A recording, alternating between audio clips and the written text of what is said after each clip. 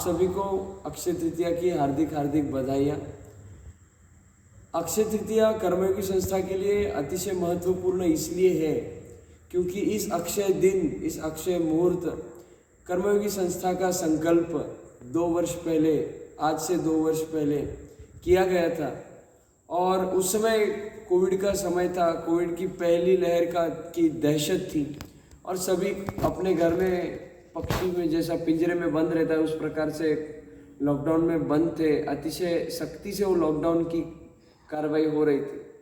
लेकिन ऐसे समय में भगवत प्रेरणा से, गुरु कृपा से और सभी महापुरुषों के आशीर्वाद से इस संस्था की संकल्पना की प्रेरणा हुई और यह हमारा संकल्प दिन बन गया। और संकल्प दिन बनने के बाद यह अब 2य वर्ष संपूर्ण हो गया है। इन 2 वर्षों में, संकल्प के पश्चात इन 2 वर्षों में अनेक कार्य हुए हैं और हर कार्य में वृद्धि हुई है, विचारों में वृद्धि हुई है। वो कार्य ऑन ग्राउंड हो या वर्चुअल हो, सोशल मीडिया के माध्यम से निश्चित ही उसमें वृद्धि हुई है। और ये जो सारे हमारे संकल्प हैं ये अक्षय रहे, इस हेतु से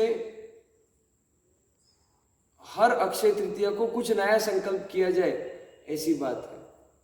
और इस अक्षय तृतीया को ऐसा संकल्प करने की प्रेरणा होती है कि हम सब का जीवन अक्षयमय हो जाए। मतलब क्या कि शरीर तो नश्वर है, लेकिन इसमें जो आत्मा है, जो परमात्मा का स्वरूप है, सच्चिदानंद घन ब्रह्म का स्वरूप है, वह चिरकाल अखंड आनंद परमानंद में रहे, इसके हेतु अक्षय रहे। इसके हेतु ये संकल्प है कि ये जो प्रेरणा है ये अनेकों तक हम पहुंचा सके, ऐसी भगवान हम पे कृपा करें। इसको छोटे से उदाहरण से मैं बतलाना चाहूँगा कि जैसे हम फ्रिज खरीदते हैं या अवन खरीदते हैं या वॉशिंग मशीन खरीदते हैं, तो उसका मूल काम क्या है? उसका मूल काम यह है कि फ्रिज का, रेफ्रिजरेटर का मूल काम यह है कि वो वस्तुओं को ठंडा रखे। कोई अनाड़ी व्यक्ति है, अनाड़ी इस बारे में, फ्रिज के बारे में, अनाड़ी फ्रिज के बारे में जिसको पता नहीं है, जैसे आजकल कोई नए ब्लूटूथ का ईयरफोन आता है, ये आता है, तो जिसको पता नहीं है वो उस विषय के लिए अनाड़ी। तो फ्रिज के बारे में किसी को पता नहीं है, लेकिन उसके अवन के बारे में देखा है, सुना है, समझा है, तो उसने देखा है, तो अवन को उसको पता है कि भाई ये ऐसा खोलते हैं तो ये गर्म होता है। तो आजकल तो फ्रिज में भी ट्रॉली सिस्टम आता है, ये सब आता है। तो उसमें ऐसा आया और उसमें आया तो उसने फ्रिज के अंदर वस्तु गर्म होने के लिए रख दिया। तो क्या वो वस्तु गर्म होगी? नहीं, वो तो ठंडी होगी। क्योंकि फ्रिज का मूल काम क्या है? फ्रिज का मूल काम यह है कि वो वस्तुओं को ठंडी रखे। अब किसी व्यक्ति ने उसका यूजर्स मैनुअल नहीं पढ़ा तो उसकी गलती है। अब जिस प्रकार फ्रिज का मूल काम ठंडा रखना है, उसी प्रकार अवन का काम है गरम करना। उसी प्रकार वॉशिंग मशीन का मूल काम है कपड़े धोना। अब उस फ्रिज के अंदर आप ट्रॉली सिस्टम डालो, डबल डेकर डोर डालो, कुछ भी डालो, लेकिन उसका मूल काम तो वही रहता है कि वो वस्तुओं को ठंडा करे। उसी प्रकार अवन में आप उसको फ्राई करो, मतलब वो ग्रिल का ऑप्शन करो, ये करो, वो करो, कोई ऑप्शन रखो, लेकिन उसका मूल काम क्या है? वस्तु को गर्म करना। तो मनुष्य के जीवन में उसका कोई भी ध्येय हो सकता है।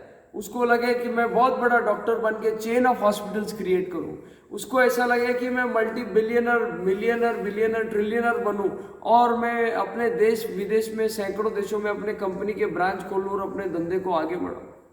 किसी के लिए ऐसा हो सकता है कि मैं बहुत बड़ा साइंटिस्ट बनूं, किसी के लिए ऐसे हो सकता है कि मैं इस देश का राष्ट्रपति बनूं, मैं इस देश का प्रधानमंत्री बनूं और मैं सेवा करूं।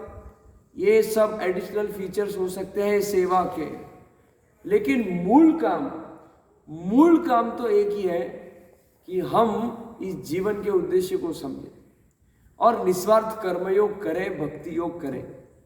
अब उसको किस रास्ते पे चलाना है, किस प्रकार से करना है, वो प्रकार अनेक हो सकते, लेकिन मूल काम है कि हम न ही निस्वार्थ कर्म को भूले और न ही भक्ति को भूले। इन दो के पथ पर हम we can use any vehicle, हम कोई भी प्रकार का, लेकिन हम ये ध्यान में रखें कि हमको उस रास्ते पे पहुंचना, उस रास्ते को हम ना छोड़ें। हम डॉक्टर बन के सेवा कर सकते हैं, ये कर सकते, कोई भी प्रकार का व्यक्ति बन के सेवा, और सर्वोपरि सेवा है कि हम, सर्वोपरि बात यह है कि हम इस जगत की मोह माया से परे जाकर के सेवा करें। हमारा पूरा 24/7 उसमें हम लगाएं।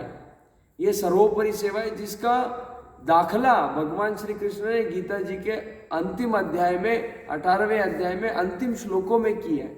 मेरे ख्याल से श्लोक 65-70 से आगे के जो श्लोक है उसमें किया है कि जगत में सबसे प्रिय मेरा कौन है, जो इस तत्व ज्ञान को मेरे भक्तों को कहेगा उससे ज्यादा प्रिय इस जगत में मेरा कोई नहीं है। ये भगवान ने दाखला किया, भगवान ने जाहिर कहा है, उससे प्रिय मेरा इस जगत में कोई नहीं है। और जो ये सेवा कर रहा है वो निश्चित मेरे धाम को प्राप्त होगा, इसमें कोई संदेह नहीं है। ये भी भगवान ने ठोक बजा के कहा है।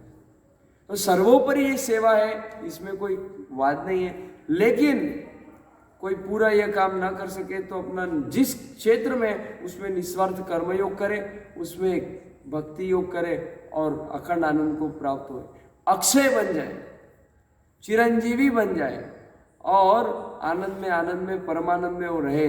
ऐसी प्रेरणा हम सबको हो और ऐसी प्रेरणा हम अनंतों तक इस जगत के पहुंचा सके, सारा ब्रह्मांड ये सत्संग करे। इस अक्षय संकल्प से आज की अक्षय तृतीया को हम ये संकल्प करते हैं और आज की अक्षय तृतीया को विशेष बनाते हैं। आप सभी को फिर एक बार अक्षय तृतीया की हार्दिक बधाइयाँ।